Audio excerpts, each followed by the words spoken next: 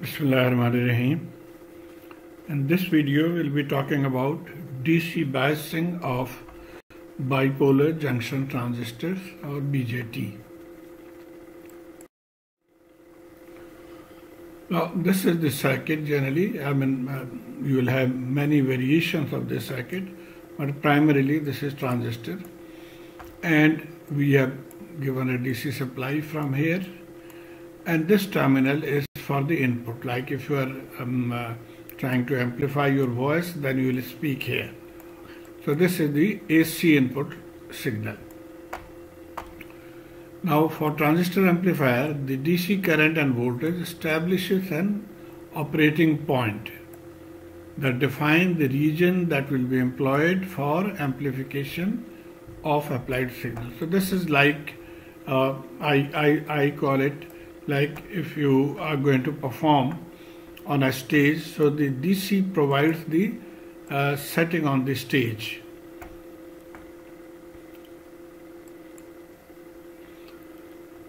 And these are the characteristics of a particular transistor. So you can see there is a maximum collector emitter voltage, then collector base voltage, etc. Now based on these parameters, we draw what is called the characteristics curves. And primarily, if you see on this curve, the horizontal axis is VCE. VCE is the collector emitter voltage. From here you can see. So this is one of the parameters that is used. And let's see from here, VCE. This is the collector emitter voltage, and its value in this case is given to be 40 volt maximum. Now the graph that we are plotting here, the VCE maximum is 20, so we set that limit. That is the maximum limit that we have. Now this is for a different transistor and this is for a different transistor, so that is why there is a mismatch.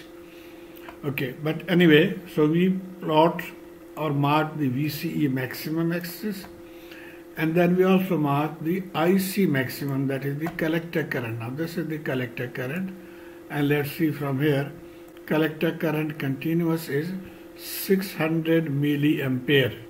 Now again, since this is a different one, so here it is 25 milliampere. But anyway, the two limits have been marked from here, two extreme limits or the maximum limits.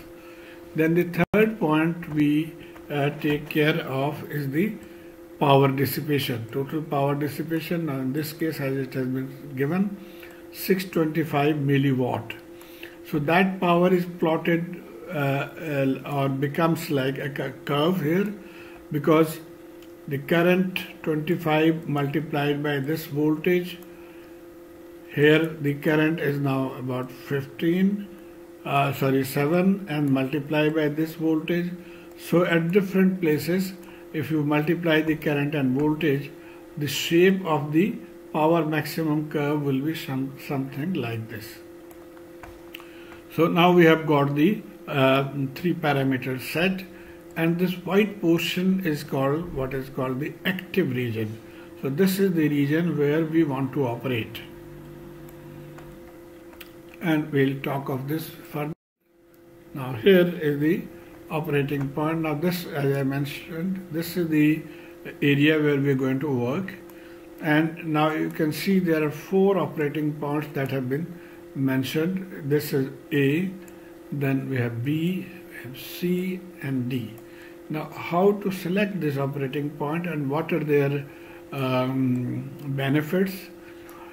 We can see from this diagram, let's say, if this woman is trying to do exercise with this rope and she is sitting, so the rope can only go up to a certain height. But when she is standing, the rope can go up to more height. So exactly same concept applies here. So let's see, if we want to operate at this point, then the signal will not go very high, it will be here and up to this point. But if we operate at this point, then the signal will go high, up and down both way. So this is the concept of operating point. that we got to select an operating point where we have the maximum flexibility and where we can expect the output that we desire. Okay. So as we mentioned that the DC voltage and current, they establish the operating point where we are going to operate. This is being established by the DC voltage here. Now, while we are talking of this, couple of points you have to keep in mind. And the first is the supply voltage, generally called VCC. Then the voltage here between collector and emitter, it is called VCE, between collector and emitter. The voltage between, this is the base terminal, so base and emitter is called VBE, and the voltage between collector and base is called VCB, and if you look from here, that is base to collector, then it will be called VBC. Now these all have the double subscript between two terminals. Now if this voltage here is referred to ground, then this will be called VE0, because ground is 0, but we don't write 0, so it is simply VE. So if it is a single digit, then that means it is referred to ground. Similarly, if this is VC, then that means the voltage here is referred to ground. And similarly, VB is the voltage referred to ground. So these are some of the points that you have to keep in mind, that whenever it is a single digit, single subscript, it is referred to ground. Okay, one more important point. The operating point that we mentioned here, they are also called quiescent point and abbreviated as Q. Now quiescent means quiet, still, inactive. So once we have selected by the DC, then this point does not move, this remains still, and that is why it is called Q point or quiescent point. Okay. Now some of the formulas that we'll be using, the very most important is VBE.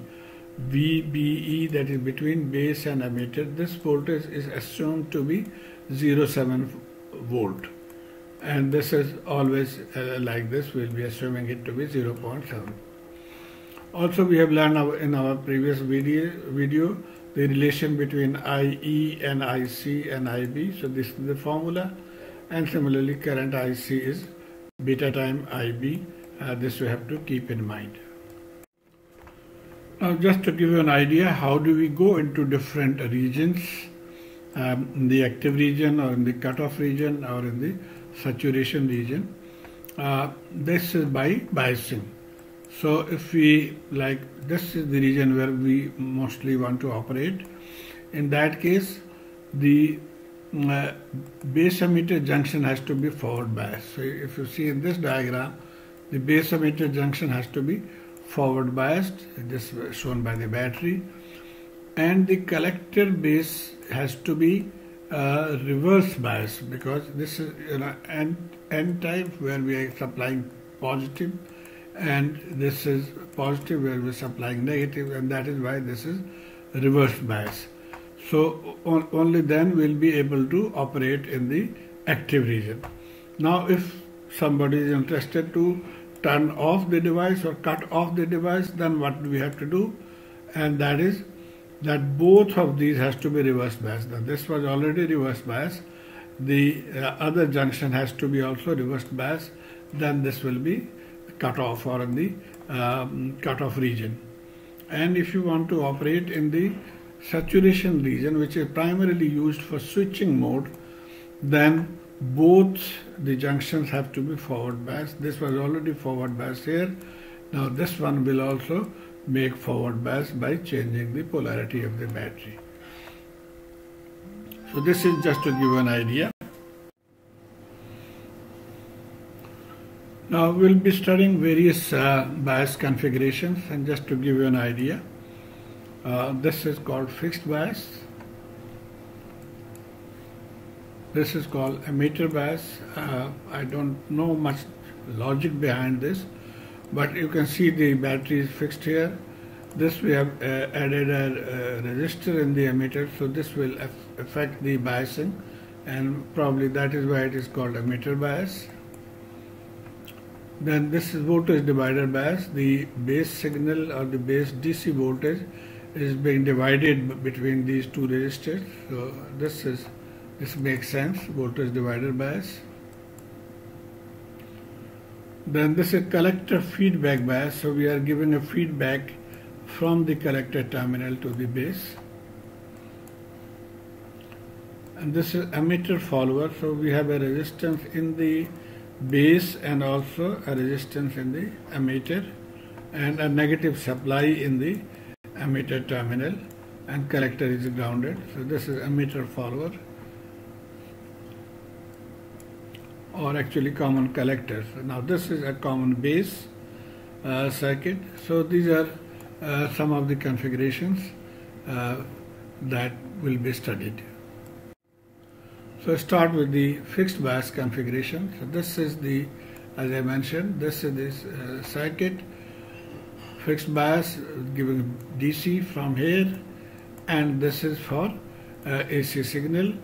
Now these capacitors are called the coupling capacitors, and they are primarily to isolate DC. If say this is connected with another amplifier, then the biasing or the DC from this amplifier will not go into the other amplifier, because the capacitor stops DC and allows AC to pass. Now if we do away with the capacitances, then this is the simple DC circuit. So this is the DC equivalent circuit. Now one point I would like to emphasize here. Now this, if we just take this part here, this is actually equivalent to as if we have connected a battery like this. So this battery can be actually shown like this, and if we start or if we take the KVL or write the KVL equation, so from here if we go, it will be minus VCC plus IBRB and plus VBE equals 0, and from here we can write VCC is equal to IBRB plus VBE. Now I have shown it in bold because this is the format that we'll be now using. Will not go into this equation, so we'll write directly from here. VCC is equal to IBRB plus VBE, and so you have to keep this in mind. And similarly, if we take the other loop, the collector loop, this is the circuit, and here we can write now directly VCC is ICRC equal to ICRC plus VCE. So this is very important, that we will be following this in the subsequent questions. Okay, now let's do discuss example 4.1 solved in the book. So this is the circuit for that, and this is the characteristics curve. We have to find IBQ and ICQ, VCEQ, VB, VC and VVC. So first of all, let's see what is the meaning of these Qs that he has written. Assume that the transistor is in the active state. Therefore, the points related to Q point will have a suffix Q. So if let's say this is our Q point or question point, then this IB will be called IBQ, the IC here will be called ICQ, and the VCE here will be called VCEQ.